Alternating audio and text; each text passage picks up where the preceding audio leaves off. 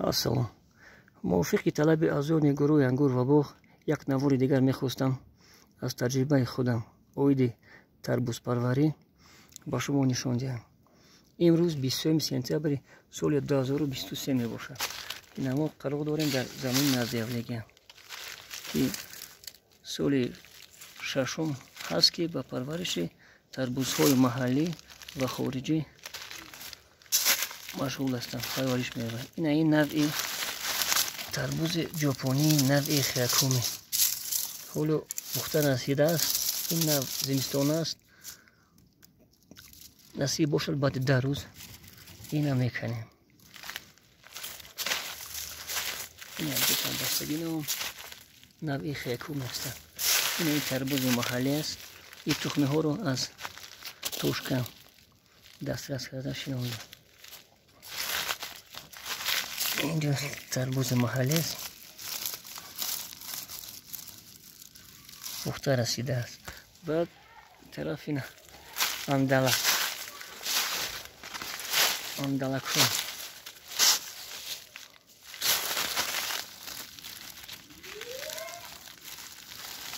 اینش کدو است. اینش اندلک. اینا اندلک است. اینا اندلک است. حالا دست کنده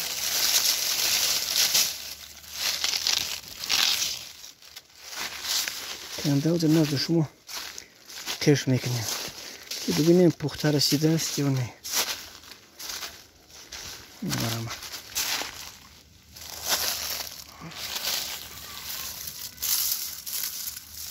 اینش حالا نشونمو داره پورا نپخته است. این حاضر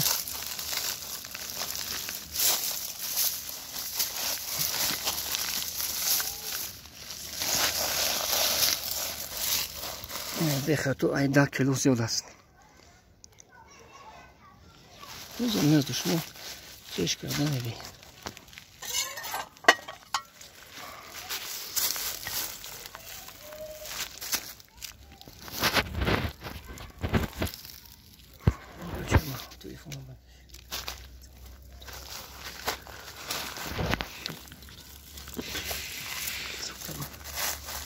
یو بسم الله الرحمن الرحیم.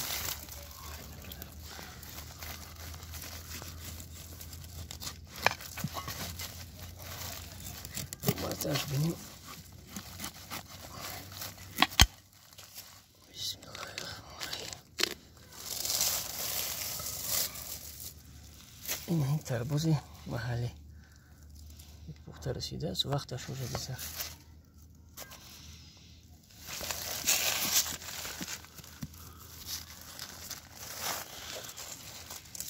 این اندلک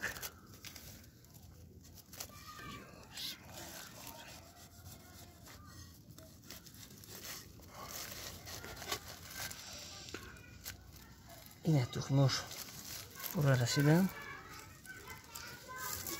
دستش کرده میبینم.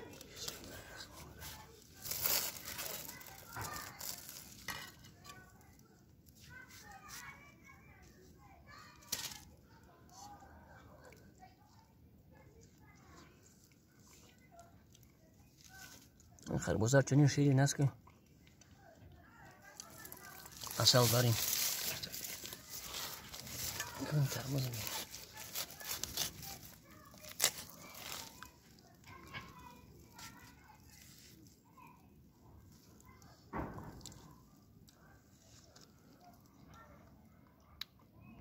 عجایب و شیرین است. عجایب و شیرین است.